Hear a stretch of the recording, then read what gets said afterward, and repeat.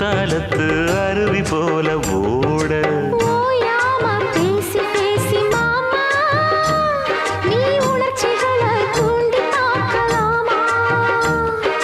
வாயாடி லாபம் என்ன வாமா நீ விஷயங்களை ஆற போடலாமா